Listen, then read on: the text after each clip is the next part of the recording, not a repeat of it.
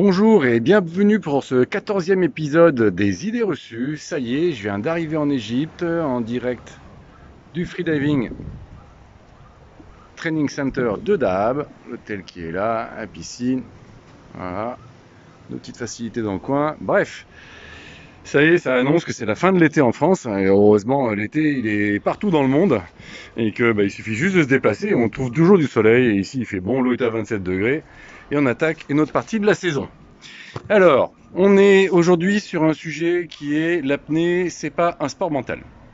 C'est un sujet qui est assez récurrent parce que bien entendu, dans le mental, on a tous tendance à bien tout mélanger, à tout mettre dedans et à se dire effectivement, il se passe plein de trucs dans mon cerveau et donc c'est parce que j'ai pas une bonne préparation mentale. J'aimerais qu'on remette l'église au milieu du village et qu'on dise que effectivement que nos athlètes de haut niveau disent que l'apnée c'est mental. Oui, c'est vrai. Bon, de notre côté, à haut niveau, je me demande quel sport n'est pas mental. Mais dire que l'apnée c'est essentiellement mental, bon alors là par contre non, je suis pas d'accord. Encore une fois, ne veux pas confondre. Quand je vais me promener en forêt, je me prends pas pour Mike Horn. Donc il y a plein de sujets dans lesquels, juste parce que ça se passe dans ma tête, on dit que c'est mental. Et là je suis pas d'accord, c'est bien entendu le sujet du jour. Donc par exemple, j'ai trois sujets que je souhaite partager avec vous, qui sont des sujets communs. Le premier sujet, c'est d'arriver et de dire, voilà, à un moment donné, pendant mon apnée, il s'avère que je ressens des sensations qui sont pas agréables. Et ces sensations-là, elles me mettent dans une circonstance physique et mentale que je me sens pas bien avec. Voilà. Et donc, du coup, j'essaie de pousser dans ces sensations-là, d'aller dans la phase de lutte, de tirer. Et à un moment donné, j'identifie le fait que j'ai pas le mental et je lâche. Voilà. Bon, alors déjà, par exemple, ça, c'est vraiment pas un sujet de mental, c'est une grosse erreur. On est en train de confondre le fait qu'il y a des athlètes qui aiment aller dans le dur. C'est comme ça, c'est un fait. Je veux dire, c'est pas.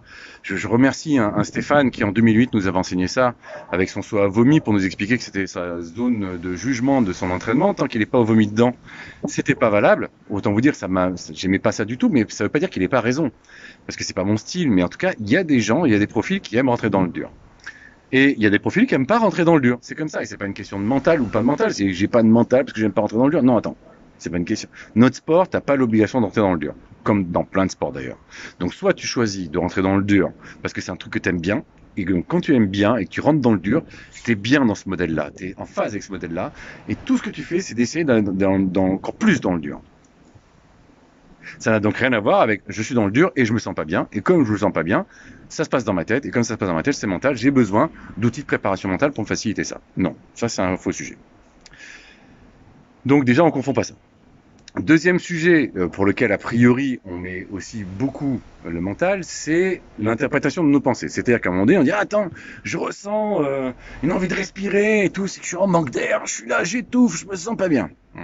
Du coup, pour pouvoir pousser plus loin, il faut que je développe mon mental pour pouvoir aller plus loin dans la gestion de cette envie-là. Ok. Ou j'ai les jambes qui brûlent et donc du coup, à un moment donné, je lâche parce que je sais bien que c'est dangereux. Et là encore une fois, désolé, c'est pas mental. Et même le fait de combattre ça, c'est pas mental. En plus, je m'explique, c'est que la science est venue nous répondre qu'on n'avait pas de signes présyncopaux, est venue nous répondre qu'on avait très peu de signes qui nous indiquent qu'éventuellement on ferait un accident. Là, je vous renvoie vers les vidéos qui sont liées à ça, que j'ai fait précédemment. Et la difficulté, donc, c'est les mauvaises croyances. Et donc, dans notre cerveau, parce qu'on a un passé, on nous a fait croire que c'était dangereux, que c'était ci, que c'était ça. Bon, voilà. Et sauf que la réalité en face, c'est pas de vous rendre un cerveau avec un mental particulier qui va juste vous faire dire, non, en fait, la réalité, c'est qu'il faut qu'on reconstruise tes croyances.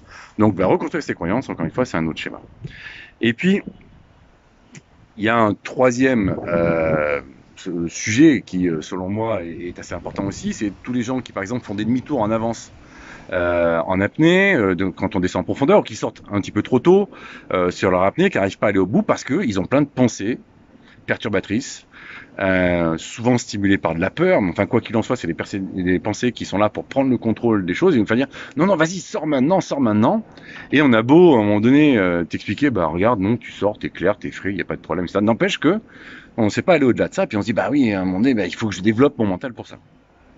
Alors là, non, encore une fois, non, c'est toujours pas ton mental, c'est ta concentration. C'est normal d'avoir plein de pensées. qui viennent te polluer pendant ton apnée. C'est normal d'avoir plein de pensées qui te polluent dans la vie. Ton cerveau, il fonctionne, il n'y a pas de souci par rapport à ça. Mais donc, c'est basique. Est-ce qu'à un moment donné, tu laisses les pensées se diriger dans tous les sens ou est-ce que tu fais en sorte qu'elles aillent dans la bonne direction? Et ça, c'est pas le mental, c'est du travail de concentration. Alors, c'est sûr qu'à un moment donné, on peut tout mettre dans le mental. C'est sûr que le mental, c'est le sujet où on peut, tiens, on va dire, ah ben, j'ai mon oreille, elle n'est pas passée, donc c'est à cause de ça. Non. C'est un fusible qui est là pour vous expliquer qu'il y a un truc que vous ne faites pas comme il faut. Soit vos entraînements ne sont pas en phase avec votre façon de fonctionner dans votre tête, exemple numéro un. Soit vos pensées ne sont pas en phase avec la science, les croyances, donc il faut encore une fois adapter votre entraînement par rapport à ça.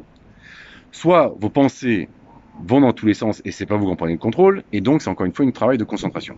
Si vous identifiez pas la bonne cause et vous êtes toujours en train de dire il faut que je fasse de la méditation pleine conscience, il faut que je fasse plein d'exercices de visualisation, de machin, le mental c'est un vrai sujet, ça se bosse, il n'y a aucun problème. Mais encore une fois, si vous ne faites pas le bon diagnostic de la situation, vous ne trouvez pas la solution pour éventuellement progresser. Et vous êtes là en train d'essayer de dire, tiens, Mike Horn, il avait telle paire de chaussures et tel équipement pour réussir à traverser l'Antarctique. Eh ben, je vais faire pareil pour aller traverser ma balade en forêt. Bon, c'est un autre exemple, et vous pouvez le faire tout à fait pareil en apnée avec des techniques de compensation Mossfield et tout. Faut que je fasse ça pour aller à 30 mètres ou 40 mètres, mais c'est ridicule. Plein de trucs sur la méditation pleine conscience, alors qu'en fait ça n'a rien à voir, c'est pas le bon sujet. Donc je reviens, notre sport, pour une grande partie, il n'est pas mental. Notre sport, pour une grande partie, il y a des vraies réponses, il y a des vraies solutions à des sujets qui se passent quand même dans notre tête. C'est comme si on disait, bah non, j'ai pas de tête. Non, la tête, c'est la même chose que tes pieds quand tu palmes, que tes mains quand tu brasses. C'est un sujet que tu dois travailler comme les autres. C'est pas mental, sauf si vous avez envie de mettre tout dans le mental. Ok, bah si vous fait plaisir de mettre tout dans le mental, il n'y a pas de problème.